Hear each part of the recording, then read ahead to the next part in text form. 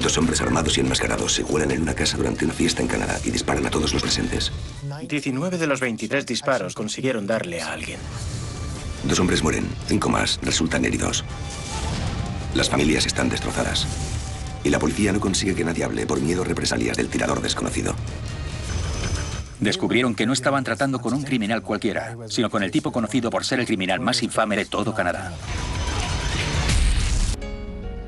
En el corazón de la pradera canadiense se encuentra la pequeña ciudad de Fort Qu'Appelle, un lugar donde la tradición y los valores familiares están muy arraigados. Fort Qu'Appelle es la típica ciudad de la pradera, muy tranquila. Está en el Valle Qu'Appelle, a una hora al este de Regina, y tiene una importante población nativa, ya que hay varias reservas alrededor de la zona.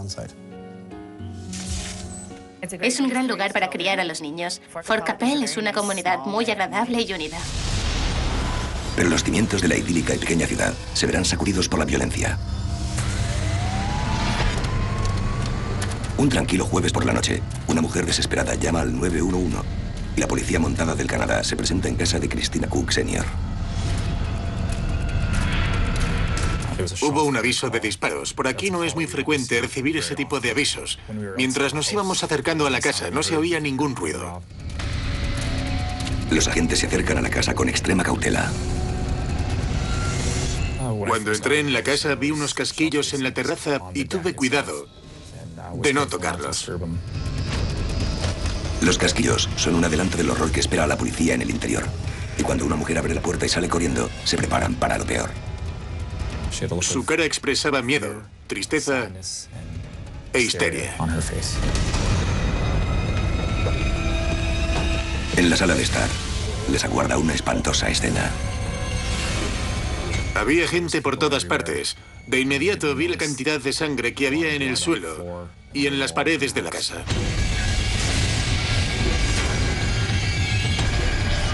Había un hombre joven tumbado en el suelo. Observé que le habían disparado en la cara, en la mejilla, y que estaba sangrando bastante, pero sus ojos estaban abiertos. Estaba consciente y me estaba mirando. Los agentes piden refuerzos y registran la casa, donde encuentran más víctimas. Mientras me adentraba en la casa, vi a dos hombres desplomados de espaldas a mí. Resultaba obvio que ambos estaban muertos. El silencio aturdido se convierte en pesar y caos cuando varios supervivientes salen de sus escondites. La noticia del tiroteo corre por la pequeña ciudad como la pólvora. Los familiares, nerviosos, se reúnen al momento en el lugar. Cuando llegué a la casa, aquello estaba lleno de policía y gente llorando. Había gente por todas partes, gente a la que metían en ambulancias. No estaba segura de dónde estaba mi hijo y la policía no me dejaba pasar. Ella estaba histérica, yo estaba histérica. Algo le había pasado a Mikey y no teníamos ni idea de lo que había sido. Al hablar con los supervivientes, la policía empieza a desentrañar lo ocurrido esa noche, en el que es uno de los tiroteos más sangrientos en la historia de Saskatchewan. Momentos antes, esa misma noche, la fiesta está en pleno apogeo. El 302 de Pascua era un lugar muy acogedor, un lugar donde los chicos eran bien recibidos en todo momento y podían quedar y montar sus fiestas. Todo el mundo creía que era un lugar seguro. Según su nieta, era una noche típica en la casa de Christina Cook Sr. Estábamos reunidas unas 13 personas, tomándonos unas cervezas, riéndonos y pasándolo bien. En un momento dado, Christina se va a la habitación para hablar mientras la fiesta continúa en la sala de estar. Nos estábamos riendo de algo. Unos estaban cantando o haciendo el tonto y nos estábamos riendo de ellos. Y entonces alguien entró por la puerta. Sobre las 10 de la noche, la puerta principal se abre de una patada. Los testigos vislumbran a los hombres enmascarados. La fiesta se convierte en un caos. En cuanto vi el arma, fui a esconderme detrás de la puerta. Y en el momento justo, ya que los tiradores entran en la habitación. Nunca antes había escuchado disparos de verdad. Estaba asustada. Como resultado del sangriento tiroteo, 5 personas son heridas graves. Pero 2 hombres acaban muertos allí mismo. Entre los muertos se encuentra Marvin Arnold, de 51 años, y marido de Christina Cook. La otra víctima es Michael Ititakus, de 24 años. La familia de Michael la guarda nerviosa cualquier tipo de pista, sin ser conscientes de su destino. Todo lo que recuerdo es que quería saber dónde estaba mi hermano y lo que estaba pasando. A primera hora de la mañana, los agentes de la policía montada llegan a casa de la madre de Michael con la terrible noticia. Y fue entonces cuando la gente me informó de que había habido un tiroteo en la casa, algo que ya sabía por la llamada de teléfono y porque había ido allí a ver lo que pasaba. Pero me contó que habían disparado a varias personas y que, por desgracia, uno de los fallecidos era mi hijo. Recuerdo mirar a mis familiares y a los policías que había allí. E ir al baño de mi madre y ponerme a llorar, llorar y llorar. Su hermano pequeño, Michael Ititakus, que recibió 6 disparos en la espalda, tenía solo 24 años y dejaba a un hijo de 3.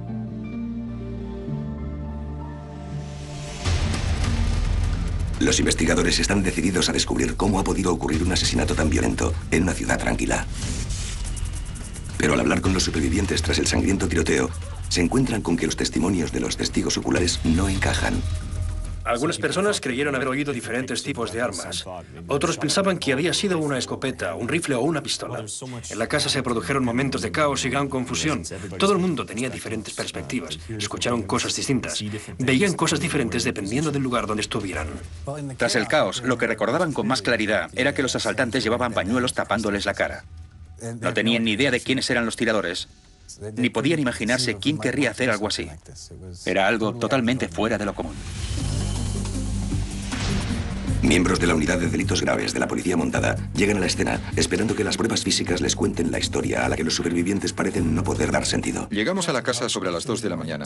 Saqué unas fotos de las zonas donde encontramos algunas pruebas obvias, como casquillos o manchas de sangre en el suelo. Y después fotografié el lugar donde los fallecidos yacían en la habitación. El experto en balística John Marshall aparece para recoger pruebas relacionadas con armas. Una de mis primeras tareas cuando llego a una escena del crimen es identificar y localizar el número de cartuchos usados, los cuales suelen indicar el mínimo de disparos que se han hecho. Localizamos 23 cartuchos usados, por lo que parecía que iba a haber mucho trabajo que hacer en la escena. La unidad de armas de fuego consigue determinar los movimientos de los tiradores durante el ataque mediante la distribución de los casquillos en la escena del crimen. Trazan el borrador de la trayectoria de cada uno de los disparos y recrean la escena. Encontramos 3 casquillos usados situados en los escalones de entrada, lo que parecía indicar que el tirador estaba situado fuera de la vivienda con la puerta abierta y disparando hacia adentro. Los intrusos se abren paso realizando 9 disparos en la sala de estar e hiriendo a 3 personas. Su reguero de destrucción termina en el dormitorio, donde efectúan otros 11 brutales disparos. Una inspección visual de los casquillos usados en la escena mostraba que la impresión del percutor tenía la misma forma en todos. Eso nos decía que probablemente se usó una única arma en el tiroteo, que solo hubo un tirador y que, por la gran cantidad de disparos realizados, debía tratarse de un arma de tipo semiautomático. De los 23 casquillos disparados, solo se descubrieron 4 puntos de impacto en las paredes de la casa. Eso quería decir que 19 de los 23 disparos consiguieron darle a alguien. El hecho de que múltiples proyectiles impactaran en 5 personas mientras el tirador se movía por la casa parecía indicar que este era calmado y competente. La imagen de un tirador hábil y mortal comienza a tomar forma. Una última característica de la escena del crimen descarta un posible móvil del asalto. Cuando examinamos la escena, no nos pareció lógico que el móvil del asalto hubiera sido el robo, ya que la televisión estaba en su sitio y nada parecía haber sido sustraído. Quien quiera que fuese el tirador, buscaba sangre. ¿Pero qué pudo haber motivado una conducta tan fría y mortal? Nuestra reacción fue de pura adrenalina. Sabíamos que teníamos mucho trabajo por delante, pero no íbamos a detenernos hasta que encontráramos al responsable. ¿Pero encontrarán a este asesino implacable antes de que ataque de nuevo? 2 personas han muerto y 3 están en estado crítico tras un tiroteo ocurrido en una casa durante una fiesta. La policía no tiene sospechosos y la pequeña comunidad está abrumada por la conmoción y el pesar. Las víctimas son Marvin Arnold, de 51 años, y Michael Ititakus, de 24. No tenía ni idea de quién habría disparado a mi hijo, porque Michael era muy querido. La gente lo quería. Tenía muchos amigos de diferentes edades. El hijo pequeño de Michael deberá crecer sin su padre. Mi hermano era un padre muy protector. Se aseguraba de cuidar siempre de Isaiah, y tanto él como mi cuñada Jen habrían hecho cualquier cosa por el niño. Siempre me ayudaban y se quedaban con mi hijo y mi hija.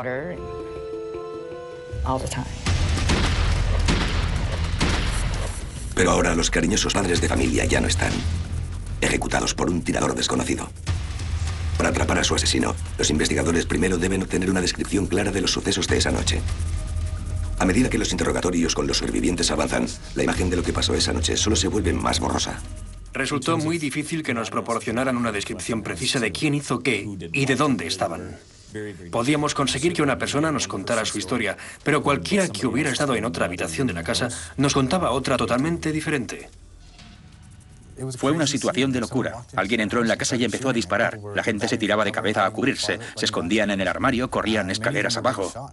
Y muchos de ellos recibían disparos, así que fue demasiado caótico como para recordar nada. Al contrastar los testimonios, los investigadores consiguen averiguar cómo pasaron los últimos instantes de sus vidas las víctimas, Michael Ititakus y Marvin Arnold. Recuerdo haberme sentado en la cama de mi abuelo. Al entrar, lo primero que está justo enfrente es la habitación de mi abuela, y la cama está delante de la puerta.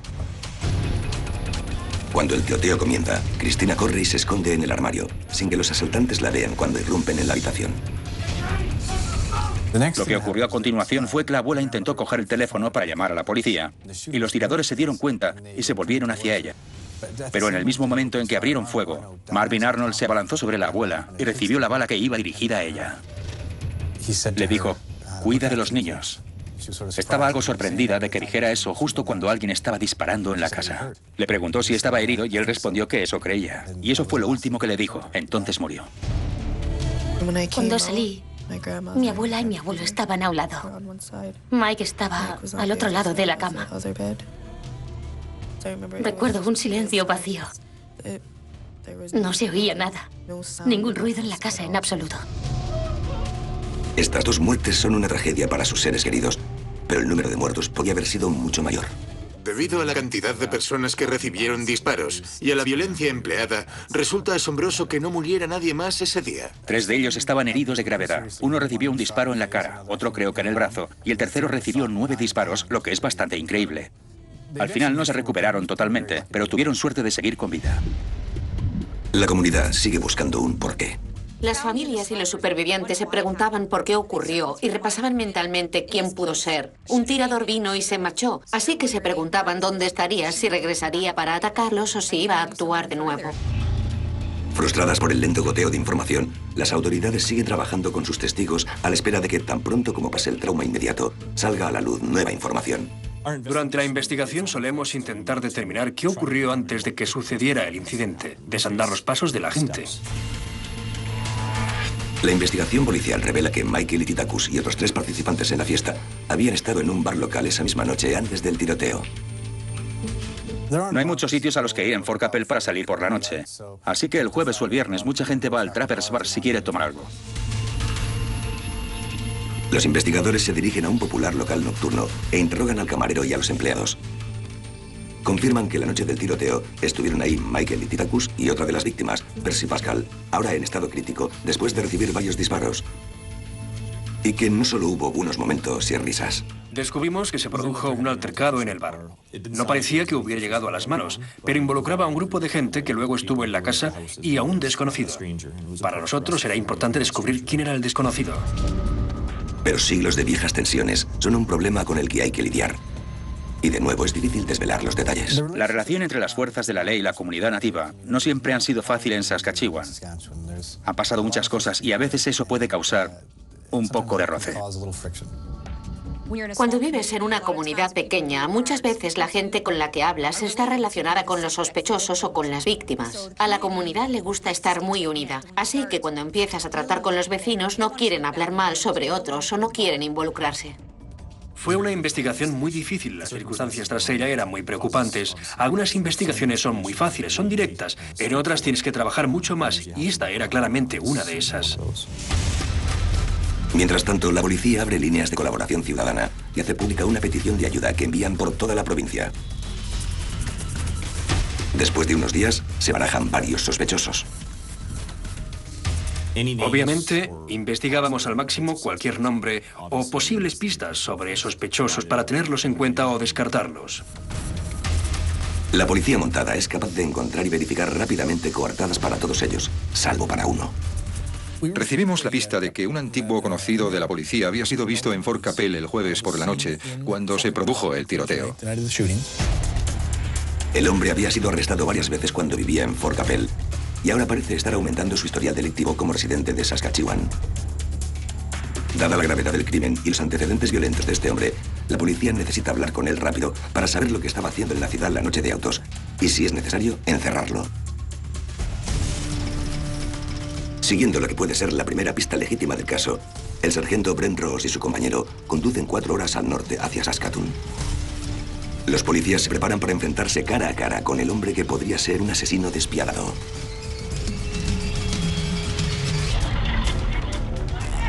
Durante un tiroteo masivo, 2 padres de familia acaban muertos y otras 5 personas resultan heridas.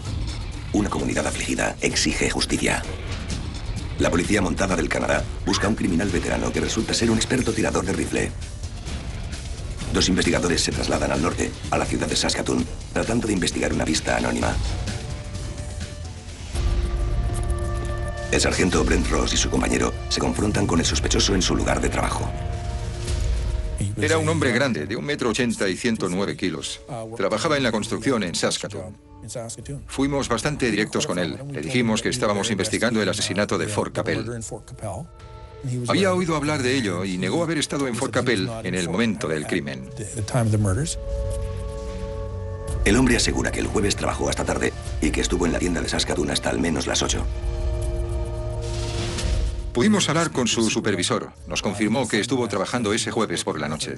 Por lo tanto, no pudo haber estado en Fort Capel, y eso probaba que la pista no era válida.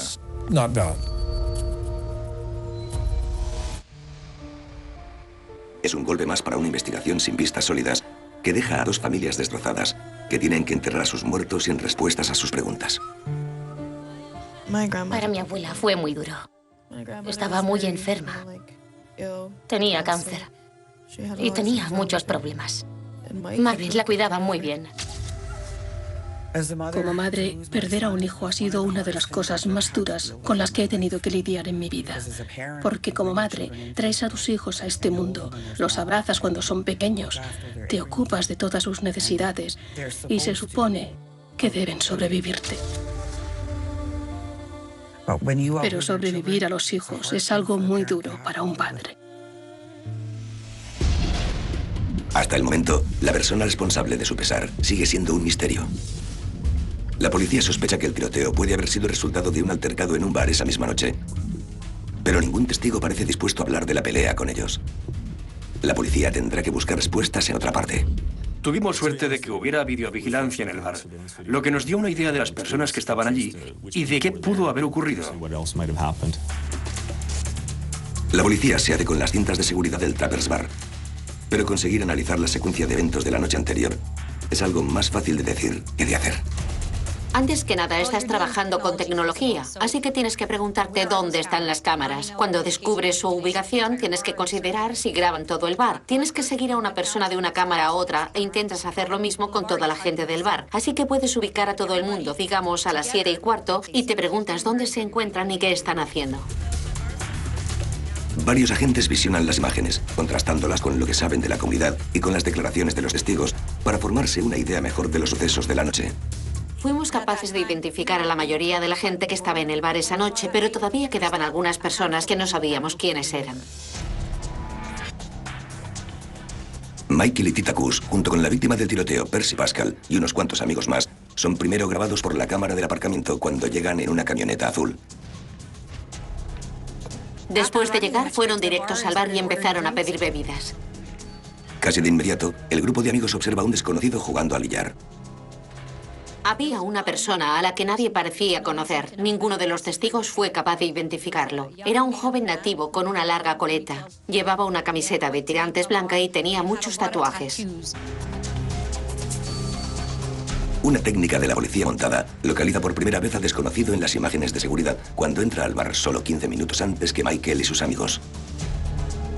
Así que el tipo de la coleta continuó charlando y pidió unas cuantas bebidas más. Habló con la camarera y empezó a deambular por el bar. Se dirigió a donde estaba la víctima, Percy Pascal, con sus amigos. Según la información que teníamos, Percy y este tipo con la coleta intercambiaron unas palabras. Se les veía haciendo gestos amenazadores. Al subir de tono la discusión, intervienen casi todos los amigos de Percy. El desconocido parece más que capaz de defenderse solo. Pasó de menos a más en segundos. Había mucha tensión en el aire. Nadie había llegado a los puños en ese momento, pero tampoco iban a echarse atrás. Por desgracia, los vídeos de seguridad no tenían sonido, así que no sabíamos qué se habían dicho el hombre de la coleta y Percy, ya que justo en ese momento, por algún motivo, se inició un enfrentamiento entre los dos. A las 7:41, Michael y sus amigos abandonan la pelea. Se les ve en la barra comprando alcohol para llevar y después se dirigen al aparcamiento. Después de que Percy y sus amigos dejaran el bar, el tipo de la coleta cogió una bola de billar y le dio la espalda a la cámara. Lo que creemos que estaba haciendo era coger la bola de billar y ponerla en un calcetín. Aunque le superan en número, el desconocido sigue al grupo fuera con su improvisada arma en la mano, listo para pelear. Corre hacia la puerta y ve la camioneta con Percy Pascal y sus amigos marchándose. Entonces, el tipo de la coleta vuelve dentro, utiliza su móvil, compra algo de alcohol y abandona el bar. Pero con testigos reticentes o incapaces de rellenar los huecos, los investigadores deben trabajar con lo que tienen. Cogimos el vídeo de seguridad del bar para ampliar la imagen y a partir de ahí fuimos capaces de descubrir algunos detalles específicos de nuestro hombre misterioso. El tipo tenía varios tatuajes identificables y en uno de ellos, situado en el cuello, se leía la inscripción "Rojo hasta la muerte". El tatuaje "Rojo hasta la muerte" se identifica con la banda nativa Indian Posse. Pero Fort Capel y las reservas de alrededor no pertenecen al territorio de la Indian Posse. Las autoridades necesitan descubrir quién es el desconocido y qué está haciendo en la ciudad. A partir de esa imagen pudimos identificar los tatuajes y según su ubicación y a veces por el color, fuimos capaces de introducirlos en cierta base de datos que tiene la policía y hacer una búsqueda para encontrar a alguien que llevara esos mismos tatuajes. Eso nos puede ayudar a identificar a posibles sospechosos. No tardan en conseguir resultados. La policía se da cuenta al momento de que tienen que encontrar a su criminal de inmediato, porque es uno de los hombres más peligrosos de Canadá. La policía está buscando al tirador que asesinó a 2 personas e hirió a 5 más en Fort Capel, Saskatchewan. Su principal sospechoso es un hombre tatuado que tuvo un enfrentamiento con algunas de las víctimas el mismo día del ataque. Utilizando la base de datos de la Real Policía Montada de Canadá, los investigadores pronto le ponen un nombre a su criminal. Pudimos identificar al hombre de la coleta como Daniel Wolf. Descubrieron que no estaban tratando con un criminal cualquiera, sino con un tipo conocido por ser el criminal más infame de todo Canadá. Daniel Wolf tenía una larga relación con las fuerzas de la ley. Fue arrestado 20 veces antes de tener siquiera 12 años y estaba ayudando a su hermano a formar la que se convertiría en una de las bandas más mortíferas de Canadá. Al investigar más a fondo, descubrimos que Danny era en realidad un miembro de alto rango de la Indian Posse y que cuando se produjo el tiroteo estaba al frente de la banda en Manitoba. Con 31 años, Daniel Wolf es uno de los jefes de una organización criminal cuyo territorio se extiende de costa a costa. La banda Indian Posse era conocida por estar dispuesta a hacer cosas que otras bandas no harían. Eran extremadamente violentos y no solo eso, sino que estaban dispuestos a utilizar la violencia de inmediato desde el principio. Entre estos violentos criminales, Wolf es conocido por ser especialmente despiadado.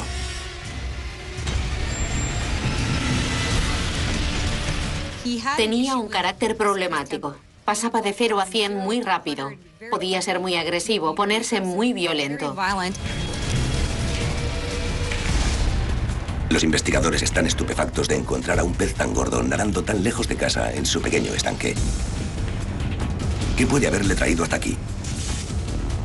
Con un asesino veterano tan despiadado suelto, es solo cuestión de tiempo que más vidas se pierdan.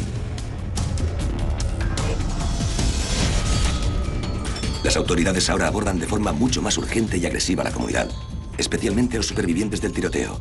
Necesitan que alguien empiece a hablar pronto. Una vez que supimos quién era Danny, pudimos investigar más tirando de archivo. Pudimos comprobar los antecedentes y descubrir por qué estaba en la zona, así como también hablar con los familiares, lo que a veces puede resultar crucial en una investigación. Los investigadores de la policía montada indagan en los antecedentes del sospechoso a la espera de encontrar alguna pista sobre lo que estaba haciendo en Fort Cabell y su posible conexión con las víctimas. Danny nació en 1976 en Regina, Saskatchewan. Cuando tenía 3 años, sus padres se trasladaron a Winnipeg. Después de un tiempo, la madre de Danny regresó a la zona de Regina, al este de Fort Cabell, donde vivía en el momento del tiroteo. Durante la primavera de 2007, Wolf termina su última condena en una prisión federal por un acto violento.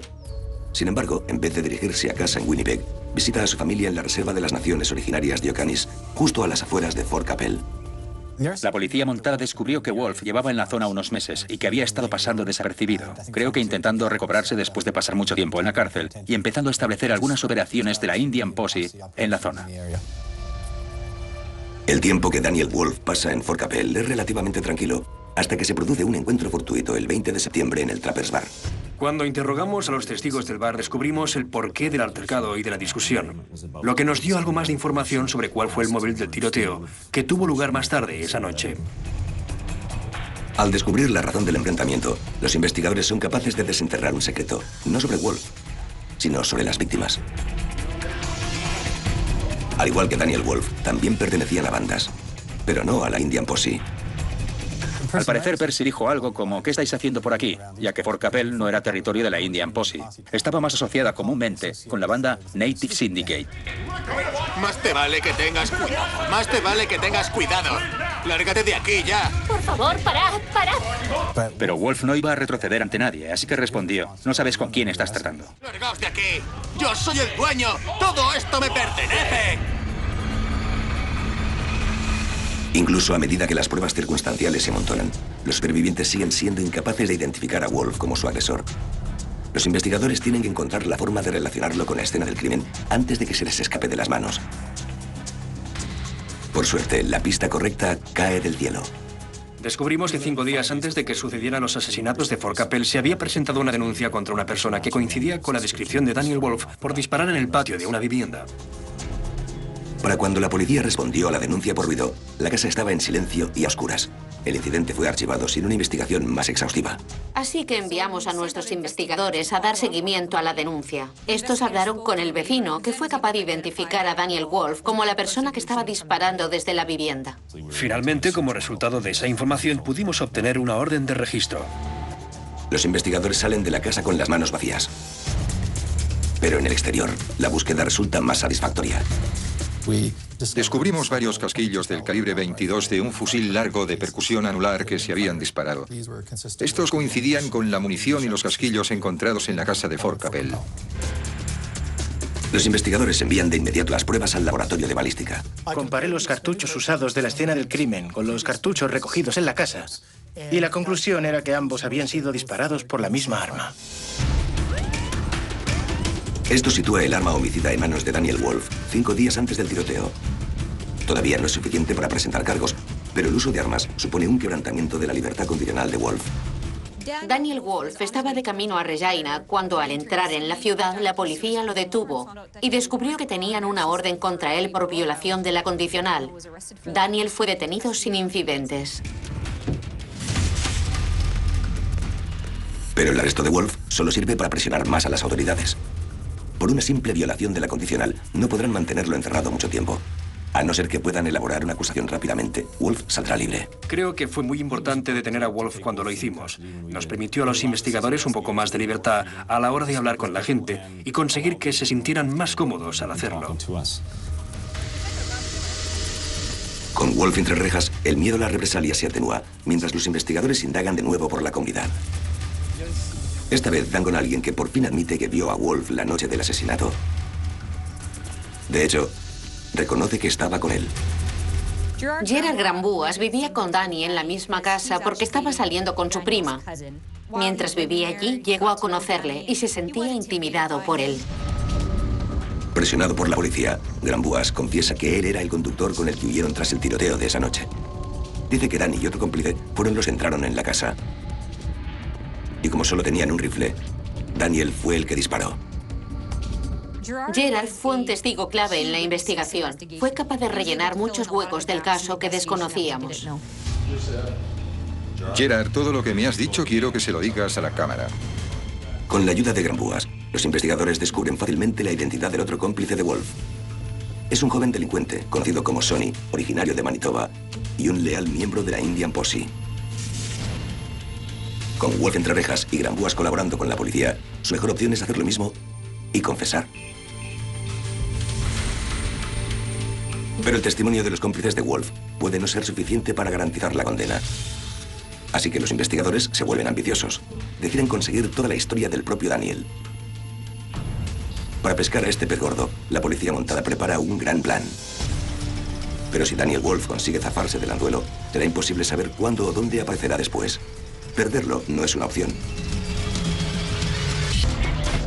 La policía ha detenido a uno de los criminales más peligrosos de Canadá.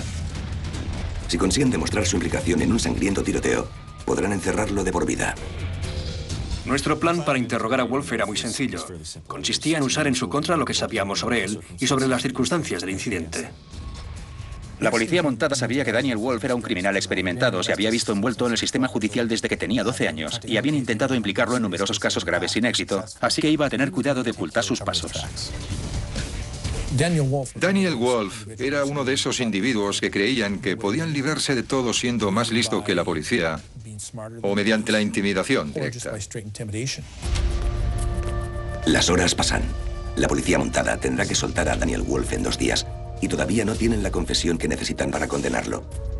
Así que autorizan una operación secreta y organizan una elaborada estratagema.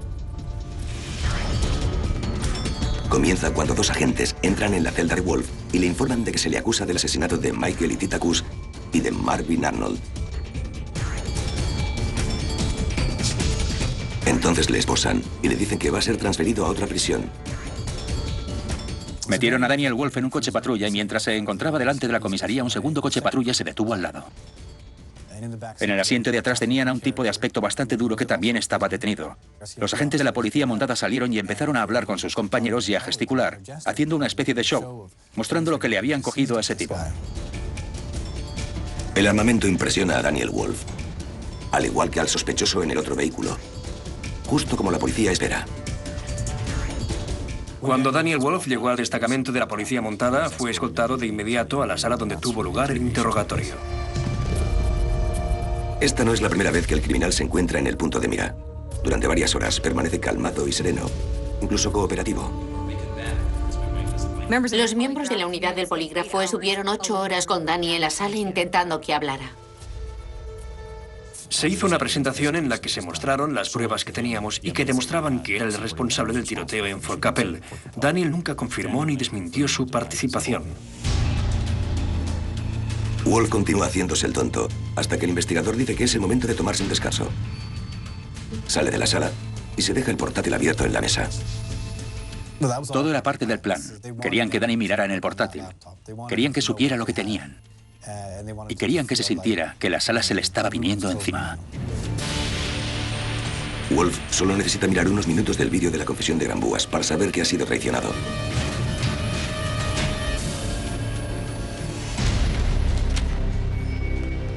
Cuando el interrogatorio finaliza por la noche, llevan a Wolf a su nueva celda, donde se encuentra con una cara conocida.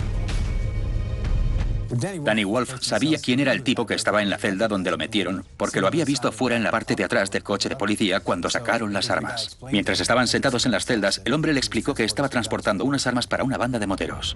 Mientras la noche transcurre, el traficante de armas le pregunta a Wolf si los policías le tienen por algo grave. Cuando Danny regresó a las celdas, acababa de ver el vídeo. Estaba enfadado, estaba frustrado, estaba abatido. Y le dijo al tipo que debería haberlo matado cuando tuvo la oportunidad, porque lo había traicionado. Daniel se queja con su compañero de celda de cómo Granpúas lo había delatado. Cuando este le pregunta lo que ocurrió, Wolf se lo cuenta todo. Tras el incidente del bar, Danny queda con Gerard para recoger una semiautomática del calibre 22 y se dirigen a Fort Capel para buscar al grupo. Acompañado por un recluta menor de edad de la Indian Posse, Wolf explica cómo los chicos del Native Syndicate le faltaron al respeto en el bar. Dice que no puede dejarles que se salgan con la suya. Rondan por las calles de la pequeña comunidad durante 40 minutos, antes de que Wolf localice finalmente la camioneta que vio saliendo del aparcamiento del bar. La dirección es el 302 de Pasqua Avenue, donde parece que están celebrando una fiesta. Salieron de la camioneta y caminaron directos a la casa, abrieron la puerta de un golpe y comenzaron a disparar. Pero Wolf no tiene ni idea de que acaba de proporcionar una confesión detallada del asesinato a un agente encubierto de la policía montada. Fue un engaño realmente bien ejecutado. Convencieron a Danny de que su agente encubierto era un mal tipo como él, alguien con quien podía sincerarse. Y así lo hizo. Creo que Daniel se sentía muy orgulloso de ser miembro de una banda, que se enorgullecía de su afiliación con la banda, y también que estaba orgulloso de lo que pasó en Fort Capel, y que al final tenía que jactarse de ello.